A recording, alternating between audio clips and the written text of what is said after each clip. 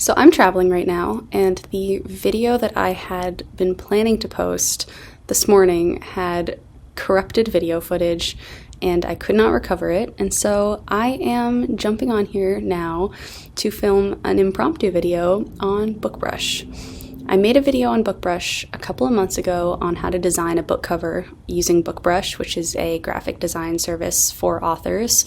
And I have a premium subscription to BookBrush just because I use it so much for ads and for marketing copy.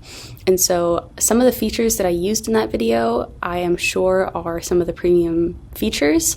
And so today I wanted to make a video just showing what it would be like to design a book cover using the absolute free version of BookBrush so that you could better understand exactly how the free version differs from the paid version, and if this is still something that you want to look into doing. So I apologize for the subpar video and sound quality of this video, but you know, what can you do?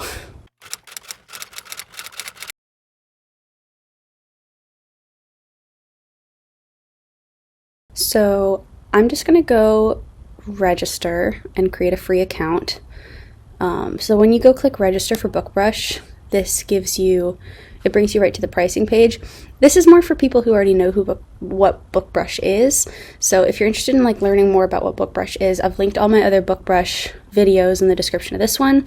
But essentially it's like Canva for authors, and it allows you to create custom marketing and different graphics.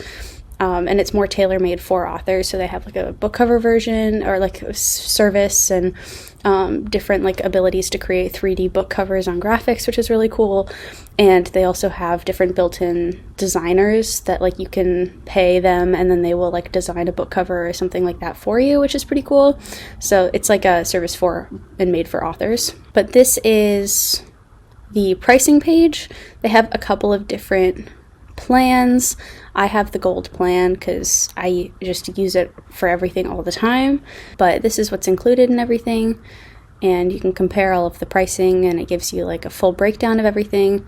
But for this, and I guess they give you a money back guarantee, so yeah, you can try out a more sophisticated plan and then cancel it if it's not working for you. But for this video, we're just going to go and click on the free one. And now I'm going to fast forward while I fill in all this information to create my account just for the purposes of this video. Okay, so I just registered, and here is the homepage. I am going to click on the cover creator because this video is going to be focused on creating book covers. But they do have a lot of different creators and things that you can do. It's essentially like Canva, but then they have some preset options. You can do covers or videos or different dimension settings, but you can create really whatever you want to. So we're going to go down to the cover creator, and we're going to click start creating. Okay, so I guess right off the bat, we get a banner saying that with a free BookBrush plan, you can try out the cover creator so you can see how easy it is to create a cover, but you will need to purchase one of the plans in order to download your cover. So I guess the cover creator is not actually included in the free plan, which is good to know. So the plan that includes a cover is the plus cover. So I guess you can't actually use the cover creator on the free plan, but you have to upgrade to plus in order to download your cover. You could just download a cover that you like, or create it in the free plan, subscribe to Plus for a month, download the cover, and then cancel it if you want to. I mean, it has a 30-day money-back guarantee. I'm not suggesting you do this because BookBrush is a great company, and you don't have to do this, but you could do that. Or you could also just pay, if that's all you wanted was just the cover, you could pay for a month of a subscription, get the cover designer, be able to still have access to it so you can tweak it and everything, and then just be out less than $10 for a cover that you've created, which is pretty awesome because most cover designers charge hundreds of dollars to design a cover for you, so an $8 cover is a pretty good deal. But let's go ahead and create a cover through the free plan. So we can choose, let's say we're going to design an ebook cover, and so it gives you all of the dimensions right here. So let's say that we're going to do a Kindle cover, and this is what it would be like. I guess they're giving you a watermark so that you don't accidentally go download it or screenshot it or anything. The free plan of BookBrush gives you a limited number of downloads. I think you get 15 downloads for free, and then you have to pay for additional downloads. You can create stuff in BookBrush, but you can't export an unlimited number of images. So on the left here, you have a bunch of different options in terms of like things that you would want to put into your cover. So they have a bunch of images that they work with, like the stock images that you can just search in their database. So let's say you were doing kind of a horror cover, so maybe you type in like creepy forest. And I don't know, pick out some kind of spooky image that you like. That one's kind of scary with the house. All right, so then you have that image. You can put some filters on the image to alter the colors a little bit, like that's kind of Halloween-y there. You can put overlays on it, but I always think that this doesn't ever really make it look better.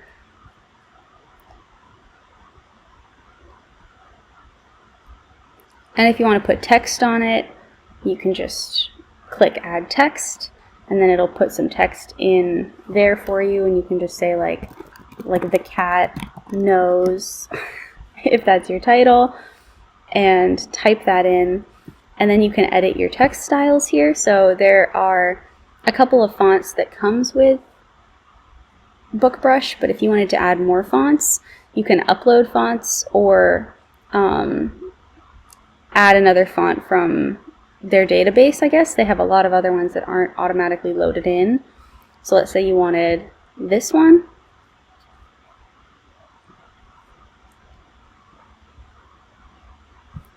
Cool. And then you can make it bigger.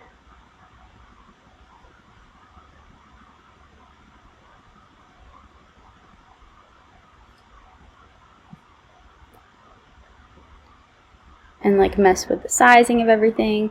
Let's see, 150, that might be too big. 125, shoot. 125, that looks a little better. There you go. Okay, so with this, let's say you just wanted to put the title there. That's probably not the best placement for the title, but I guess on this image, that's kind of where you gotta be. And we'll put it like there, because you don't want to cover the creepy image of the house. So we'll do that. And then add a new text box for the author name. You can say like, you know, your name here. And then move that around. You can still do the same thing with the text and the sizing. Like that. So this is like a pretty simple looking cover. I mean, it looks pretty creepy and like the image is pretty nice. I don't know if you, I mean, these are free stock images, so my understanding is that you are allowed to use these. Like they're free images and you should have the right to just distribute them. This is the licensing that BookBrush gives you for the images. It says all free images provided on BookBrush come from Pixabay, and all content can be used for free for commercial and non-commercial use.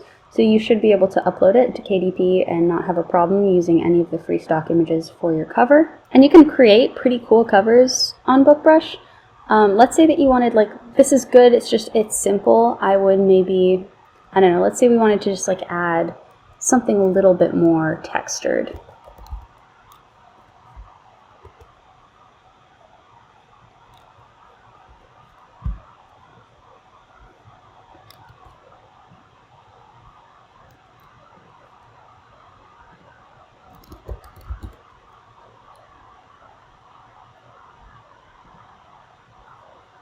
Okay, so we have this image of smoke, and let's say that we wanted the smoke to like go over the title.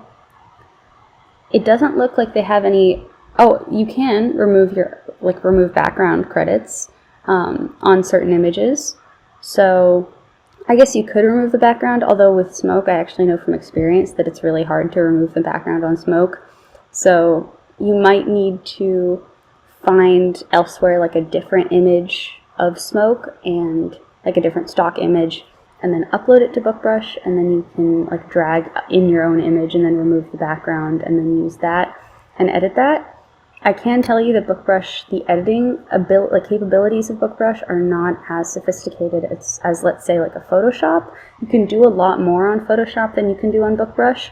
However, as you can see, you can still create like a pretty cool, albeit like simple cover, but still a pretty cool cover on BookBrush. BookBrush also has cover templates that are going to look a lot better than the ones that I just made. So if you look here, like, some of these are really, really pretty cool.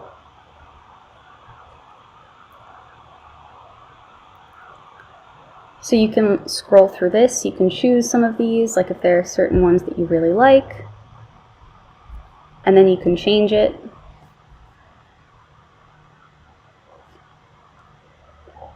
You can sort by genre, like if you want a horror cover, here are all the ones that they have.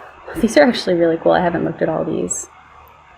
But let's say that you want something like this, and then you can go in and like update, you know, your title. Let's say it's like The Missing Girl or whatever, and then like author name, I'll put like my name, and then already you have like a pretty cool cover right there that's like already been downloaded. And if you wanted to use that cover, you can.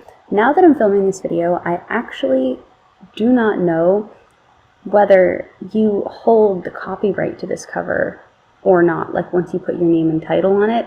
I don't think you do if it's a cover template. I feel like there could be other authors that go up and use the exact same template and use the same cover on their books, so it's not like if you have an original cover designed with a cover designer, it must be a little different, but I can't give you an answer on that specifically, so I'm going to email a contact that I have at BookBrush and ask, and then once I get the answer to that question, I'm going to put it into the comments of this video. You can come back and take a look at that and just see what the exact terms are for cover design. Because a cover like this is really cool, and if you can get a cover like this, you could use that for way cheaper than it would be to hire a professional cover designer to design an original cover, and that fits the genre of like domestic thrillers or psychological thrillers, and that would be a really great way to get a professional looking cover is by using one of the BookBrush templates. I will say that you're going to want to get a professional cover if you're self-publishing a book. A cover like the one that I had before, let's go back to whatever I had before. Yeah, The Cat Knows. This cover does not look as professionally done as the template cover that BookBrush has. You might, I mean, it looks okay, but the more amateur a cover looks, the less likely people are going to trust it when they're searching for books on Amazon, and the fewer copies you are likely to sell. You really can judge a book by its cover, and the cover is the first thing that people see when they're browsing for books.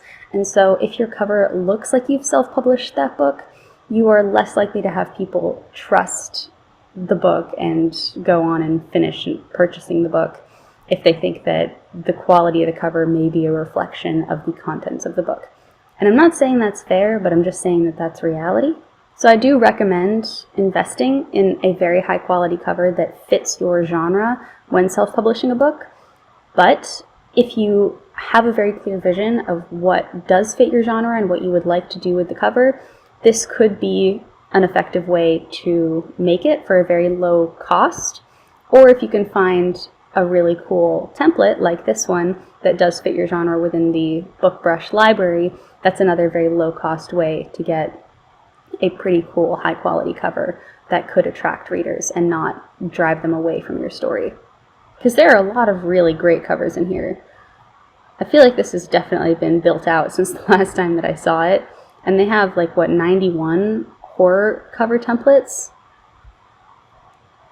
which all look really cool. So using one of these will absolutely be more cost effective, even though you have to pay and subscribe to at least, I think, the plan up from free, which is I think $8 a month to be able to download it. But still, that's so much cheaper than working with a designer. So that's all I got for this really quick video. I will update it in the description and let you guys know what BookBrush says about the copyright of a cover, because I know that when I work with my cover designers, I retain all rights to that cover, and like the actual image I own the copyright to. I don't know if that's the case with templates, because I think they can still go on and keep offering the templates to other authors even when people go in and use them. So I'm not exactly sure how that works, so I will let you know once I get an answer to that question. Like, you obviously would still have the right to use it, but I don't know if you would have the sole right to use it. And if like another author came out using the same cover with just a different title, if you would be able to do anything about that, and maybe that would be confusing. But also maybe at the beginning of your career, it's absolutely fine. As long as you have a cover that fits the genre and doesn't turn away readers, having a cost-effective way to make a cover is a great resource so that you don't have to put even more upfront investment in to self-publishing a book. Because the thing with self-publishing is that you have to pay up front in order to make your book professional and make a good product that people are going to buy later. So with the editing costs and the cover design and the formatting costs and all of that, there is more upfront cost that a publisher would typically cover for you if you got a traditional publishing deal.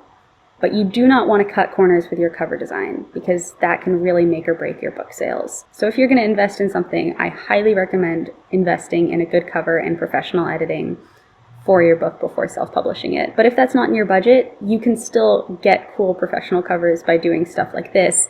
And then once you're making money from your books and you have more to reinvest in your own books, then you can go back and have professional covers designed and update your covers and make them similar to maybe the templates you used, but you make them your own so that you own all of the rights and it's easy, like you have your own personal, unique cover. Especially if you're writing thrillers like this, like it's good to have covers that all look similar to each other. So if people see the cover, they recognize it as a book of yours. I will be back next week with the video that I had planned to post today on different types of editing and all the different types of editing that you can get as an author. Because there are differences between like developmental editing and line editing and copy editing. And once you have a book and you know you want to self-publish, it can be kind of daunting because you might be hearing that it's important to get professional editing but not know the difference between different types of editing. So I'm going to explain that all next week. If you have any questions about BookBrush, I'd be more than happy to try my best to answer them. Or if I don't know the answer to something, I will reach out to my friends at BookBrush and get the answer for you. If any of you are looking to get into self-publishing,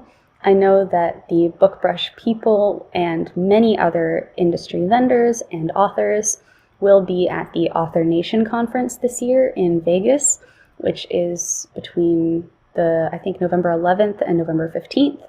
There will be a ton of authors in all sorts of different genres there. This used to be the 20 Books to 50K conference, but they changed the leadership a little bit this year, and now Author Nation is offering the conference and managing everything. This will be the first year that Author Nation will be doing it. I went to the conference once in Vegas 2 years ago, and it was unbelievably amazing. I attended virtually last year. It's the best indie author conference in the world. There are so many people that go and so many like high-powered, helpful people that are just more than happy to talk with you and offer their advice and help give you some guidance as you embark on this publishing journey. I will also be there this year, so if you are planning on attending, let me know in the comments. So thank you all for bearing with me through these technologically troubled times. I will see you next week, and as always, happy writing.